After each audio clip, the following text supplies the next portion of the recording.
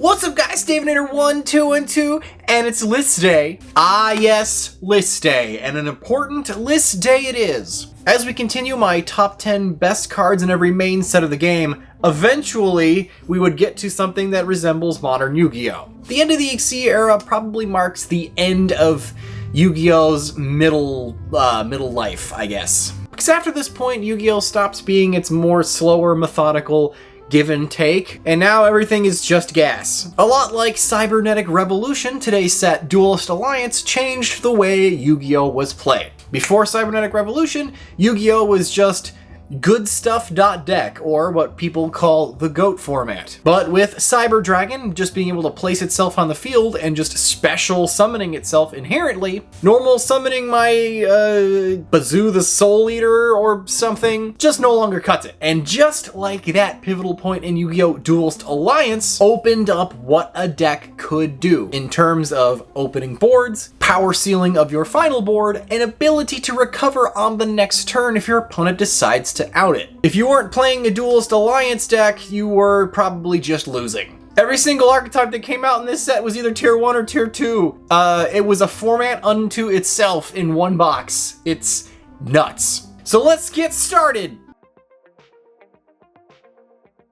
Number 10, Resident Insect. This could also be like all of my UAs and like Battery Man 9-volt. There's so many like 11 through 20s in this set. It was actually very, very hard to get this down to 10. I saw no arguments in that Discord, but we settled on Resident Insect because it's a very neat card for an under-supported type in the game. So, you know what?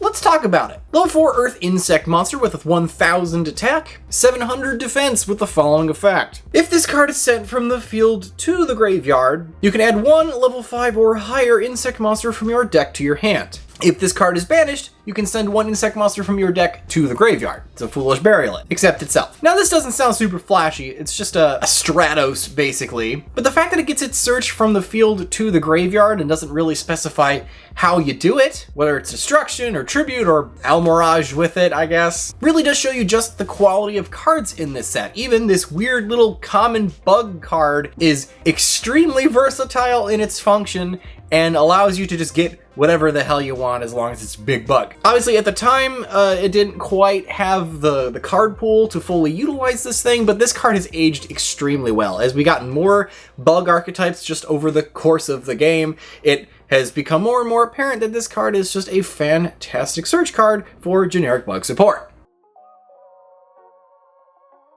Number 9, Cloud Castle. I like that we put Cloud Castle at number 9. That's super cute, guys. Level 9 Wind Machine monster. Synchro effect. 0 attack, but 3k defense. That's a big booty. Made of 1 tuner and 1 non-tuner monster. It's generic. If this card is synchro summoned, you can target 1 level 9 monster in your graveyard, special summon it.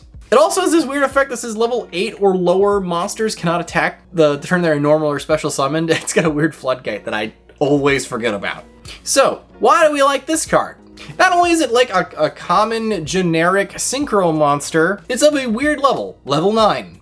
And it summons a level 9 from your graveyard. And what can you do with 2 level 9s? Make a rank 9 XC play. So let's say you have a deck like Blue Eyes White Dragon that can pretty reliably make level 9 synchro plays. You might have a level 9 synchro like Azure Eyes in your graveyard. Playing Cloud Castle as a recovery play allows you to get that Azure Eyes back and also have this thing as a level 9, making your ability to go into rank 9 XC plays as some sort of backup strategy completely viable. And I think this card exemplifies what Duelist Alliance was all about. Up until this point, synchros and XCs and fusions kind of all just played with themselves, but when we got to Duelist Alliance, we got a lot of this like interconnected extra deck monster play. Not to mention that every single meta deck that came out in this set represented one of the extra deck mechanics pretty well. So it's just interesting to see just how much that we've integrated our extra decks beyond this point in Yu-Gi-Oh!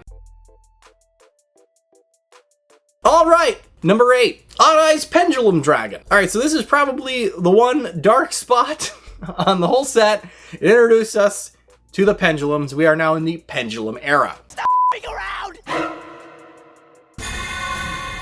What am I even looking at? A lot of people really hated these things. I didn't think they were that bad. Before we got to Master Rule 4, however, pendulums were kind of gatekeepy. They had such a high power ceiling and ability to recovery. They weren't necessarily the best deck all the time, but if you couldn't beat a pendulum deck, you just couldn't compete at all. You had to at least be able to have that level of power. Because a good deck will be able to grind through and be able to stop them and has the power to push forward, whereas a bad deck just can't compete with the constant roll of advantage. And Odd Eye's Pendulum Dragon was the start of all that. Level 7 Dark Dragon Pendulum monster with 2500 attack, 2000 defense, must be a protag monster. It has the pendulum effect that you can reduce the battle damage done to you involving a pendulum monster to 0. We don't really care about that. But what we do care about is during the end phase, you can destroy this card in your pendulum zone and add one pendulum monster with 1500 attack or less from your deck to your hand. Right out of the gate, Pendulum's got a generic search card. Granted, it's only during the end phase, but you know what? Being able to search pretty much like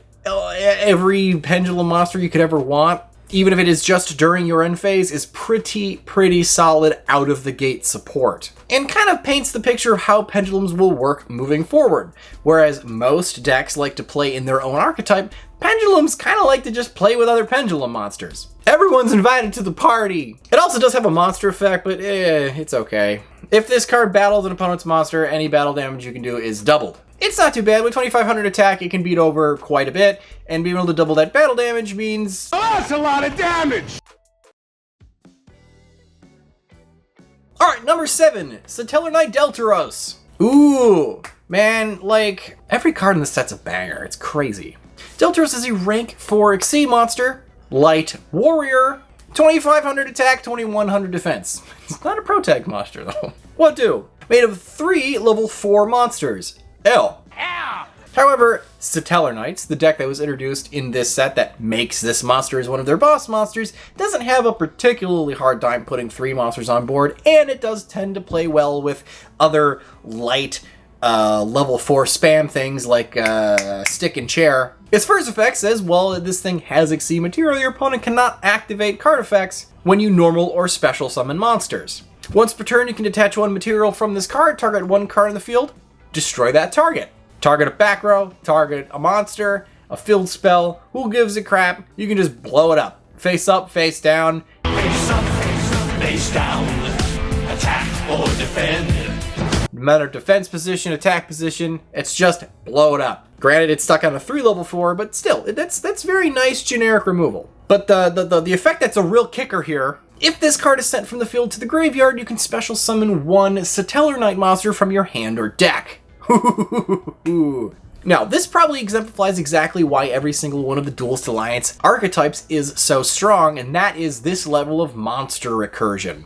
They put 3 guys into making this thing, and when it gets sent to the graveyard, you get a guy back. That's a nice little discount, helps you mitigate the loss of the monster. And not only that, given how Satellarknights work, when you get 1, you get 3, because 1 gets 1 gets 1. That's what they do. So effectively, you just turn this thing back into its materials, which combos really well with their trap card, which does send one of their guys from the field to the graveyard to negate a thing. And then draw a card. Alpha is so good. So you know what? It's almost like this deck is good and all of its cards have synergy with each other. Go freaking figure. Here we go. The Monarch Stormforth. Quick play spell card. Oh, it's a tribute summon deck. You know how much I love these, but I gotta give them credit. The Monarch Stormforth is just a fantastic card. I can't dump on it too much. You played this in Battery, man! I did. It's very good in that deck. Once during this turn, if you would tribute a monster for a tribute summon, you can use one of your opponent's monsters as if it was one of yours. You can only use one of these things once per turn. However, during the turn you activate this card, you cannot special summon monsters from your extra deck. Okay, so this card's a little bit strange because on the surface, it's just a weird, like, semi-kaiju effect, although that's anachronistic because this is older. But it's a quick play spell card, and that's extremely important because that has interesting utility in certain decks. Because certain decks can perform a tribute summon on your opponent's turn. Monarchs and True Dracos, specifically. So the ability to sack one of your opponent's monsters for one of your summons on either turn means this either can be used to get rid of an unbeatable boss monster or as some sort of strange pseudo-disruption during their turn. That's really versatile, and exactly why quick play spell cards are so powerful. And blocking you out of your extra deck is Barely an inconvenience. because the decks that would use this, like True Draco, Monarchs, and like my Batterymen, don't really care about their extra deck. Who gives a shit? So it might as well not say that. But it's, I guess, good that it does. Alright, so Duelist Alliance gave us a pretty solid Exceed deck with the Satellarknights. It also gave us a pretty solid Synchro deck with the Zing. Also, we got introduced to the Worm. We are worms! Worthless worms! And for our entry for the Zings, we're going to use Baxia. Ataxia. Brightness of the Zing. Level 8 Worm Monster. 2300 attack, 2600 defense, made of 1 monster and 1 non-tuner monster. It's generic. When this card is Synchro Summon, you can target cards on the field up to the different number of attributes used to make this card. Shuffle those into the deck. That's good removal. Yes, it's targeted, but it is non-destruction, and shuffling into the deck is an absolutely great way of getting rid of things, because if it's a main deck stuff, pretty effectively out of the game at that point, because your opponent used their Rhoda already, presumably, so now it's just stuck in the deck, they got a hard drive. For extra deck monsters, that's a little less than ideal, because they can just make it again, but they gotta basically spend double the resources to make the same monster, so you know what? Shuffling into the deck is a fantastic form of removal. This card also has an ignition effect that allows you to target 1 card on your field and a level 4 or lower monster in your graveyard, destroy the target on the field, and summon the monster. This is a pretty nifty little effect because the Zings, amongst a bunch of other stuff, have cards that like to get blown up, so doing it on your own terms is a great way in order to get your plays started. And getting a guy on your grave is, that's just good card advantage right there. That's basically free. Granted, your Zings do have the problem of missing timing on a lot of their effects, especially their summoning stuff, which has always plagued that deck. It's big sad, because out of all of the very, very powerful archetypes introduced in this set, the Zing were probably the least powerful, simply due to the fact that they're a deck that likes to get blown up, but also misses timing on everything, and that's just a weird combination of effects. The mistiming thing is really stupid. I don't know why we still have that. We just should not have that anymore. It should just be ruled out of the game. I don't know. It's dumb. Number 4, one of my favorite Exceed monsters in the game, and pretty much power crept every single one up to this point, Castel, the Skyblasting Musketeer. Let's get you, Dante! Rank 4 Wind Wing Beast monster, 2000 attack, 1500 defense, made of 2 level 4 monsters. It's generic. What do? Its first effect is the one that you probably forget that it does, in that you can attach 1 material from this card to target 1 face-up monster on the field, change it to face-down defense position. Yeah, you never do that. It probably comes up once in a while that you need to do this instead of its other effect, which is you can attach 2 material from this card, target 1 other face-up card on the field, shuffle that card back into the deck. Yeah, that's way better. Yeah, being able to shuffle any card on the field that's face-up, not just monsters, but also face-up, like, pendulum cards, or, like, your field spell, or I don't know, their face-up continuous traps and spells. This shuffles any face-up card, not just booking a monster. This is so much better than its first effect. Only weighed by the fact that you can only use this effect once, because it blows both of its materials, but because you can only use one of its effects once per turn, means that next turn, if the Castel lived, you could presumably book a second guy, but that's never going to happen. He's not powerful enough to live the turn, so you're best just getting the best use out of him and using both materials to spin a card. That's really, really, really good. Up to this point, number 101 was probably our best non-destruction removal on a rank 4, but that was limited to attack position monster cards. The fact that Castel can just kind of spin anything is just really, really strong and replaces most rank 4s in an extra deck. Worst case scenario, Castel will just always suffice, and most of the time, for deck building purposes, that's just the route you'd want to go. It's your boy, the Artifacts. They back at it again with just every one of their cards being just very, very good. And in this case, Artifact Lancia. Like all the other artifacts, it's a level 5 light fairy monster with 1700 attack and 2300 defense. You can set this thing in your spell and trap zone as if it was a spell, like all the other artifacts. And like the other artifacts, if it's destroyed as a set card during your opponent's turn, you can special summon this card. However, here's where it diverges from the other artifact monsters. Instead of just doing a thing when it's summoned, it actually has a quick effect that says you can tribute this card from your hand or on the field in order to activate its effect, meaning that you can either tribute it from your hand like a hand trap or tribute it on the field once it's been summoned by its own effect, or I guess the trap card. And that effect is that neither player can banish cards for the rest of the turn. That is so good. It's a hand trap against banish decks. Either your opponent's playing something like Trishula and they're going to try to banish all of your stuff, or they're playing a deck like, I don't know, Metaphys that banishes its own things in order to make its plays happen. So either way, can just shut down your opponent's deck for that turn. Hand traps are good. I remember I bought a lot of Duelist Alliance back in the day, and I had stacks of Artifact Lancia because it was like a common in that set. And I remember selling, you know, play sets of this thing for a couple bucks on eBay, and it just like I never had a problem doing it. It was just really, really solid. This is just a very, very, very good card. All right, here we go. Dante. Dante, Traveler of the Burning Abyss. Wow. Can we talk about a well-rounded Xyz monster? Satellarknights probably have the official We're the Duelist Alliance Xyz deck. Our buddy Jerome, though, he came in guns a-blazing and came up with one of the best Xyz decks we've probably ever had. It's versatile. It can't die unless you ban literally any of it. And it is all centered around your boy here, Dante. I'm glad I could be of service! So what did those mad lads over at TCG R&D come up with? Dante, the Traveler of the Burning Abyss, is part of the Burning Abyss archetype, based on Dante's Inferno, which is an absolute badass source material for a deck. That alone would probably earn him a spot on the list, because that's just cool.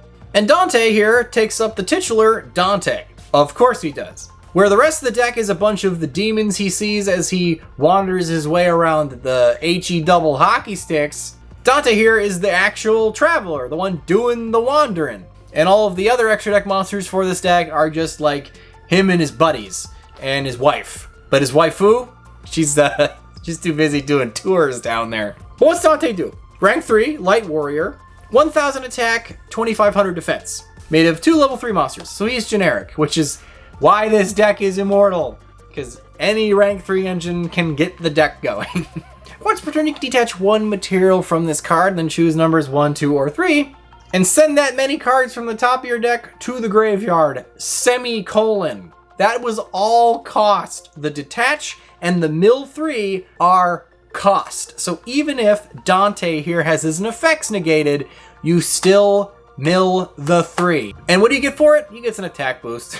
We don't actually care. It's nice that he does that so you can beat over stuff with him, but we care the fact that he's milling 3 for cost. He's practically unstoppable. And all the Burning Abyss, you know what they do? Shit in the graveyard when they're sent there. So you mill them with this. And the fact that this guy mills for cost is why the Burning Abyss were so strange and so powerful and so resilient. They all special summon themselves, they all do things in the grave, and their boss monster puts them there. The synergy, though. He even puts himself back in defense mode after he attacks, so when he loses attack boost, he doesn't have to worry about getting smacked over, because now he's in his stronger natural state defense position. And if he's sent to the graveyard, you can target 1 Burning Abyss monster in your graveyard, add that card to your hand. Nice. So you can either add one of your good monsters, you could add their trap, or you can just target himself, put himself back like Toad. What I really like about Dante too is the fact that he doesn't do anything crazy. Like on paper, he's just milling a couple of cards and he gets a bogus attack boost, and he searches a thing when he goes to grave. That's nothing bad, just certainly nothing super flashy like a negate or like a double piercing or immortal to stuff. It's his synergy with his own deck that just pushes him way over. This card is just fantastic. All right, our honorable mention for today is Hippo Carnival. Yas! Hippo Carnival is my favorite because it's a quick play spell card that summons you Hippo tokens. They don't let you do nothing for the rest of the turn, but your opponent can only attack the Hippo tokens, and you can play Hippo TK or Hippo Control.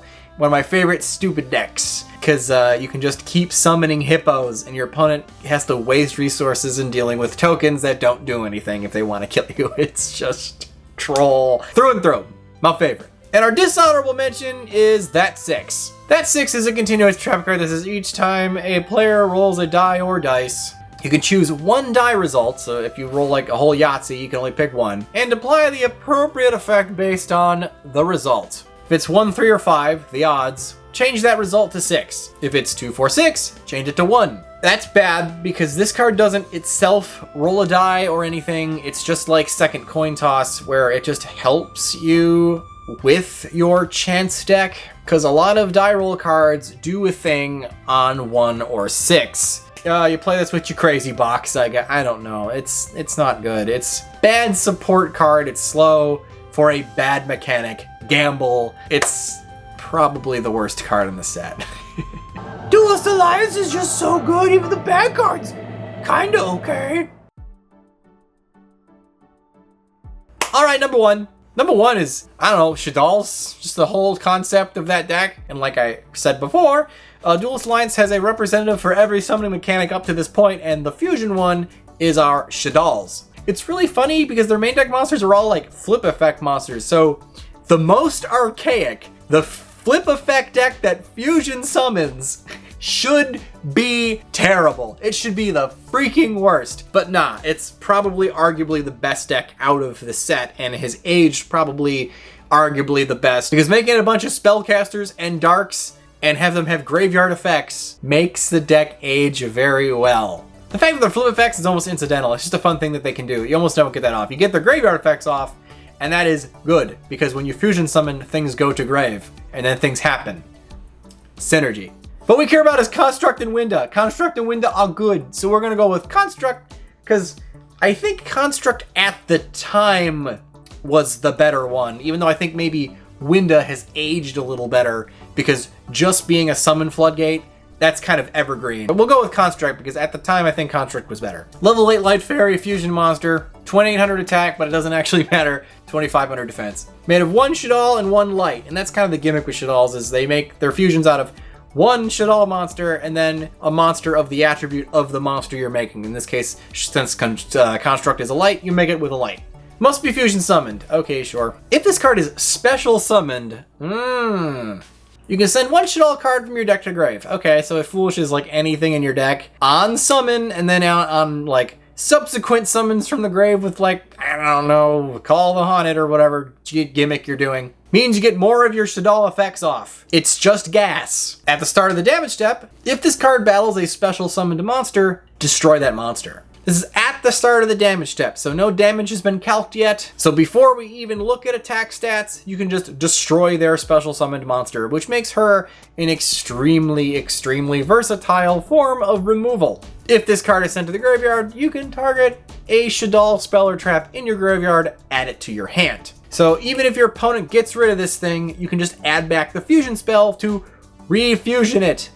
Or you can fusion it away yourself, get its effect off, get back another fusion, so you can fuse with your fuses while you're fusing. Can you see why every single archetype in this set changed the way Yu-Gi-Oh! Worked? Because all of their boss monsters have these weird effects where if you deal with them, they just restart the deck. The decks are practically immortal by this point in the history of Yu-Gi-Oh! So that's why they power crept everything, because they just have legs. Alright guys, that was Duelist Alliance.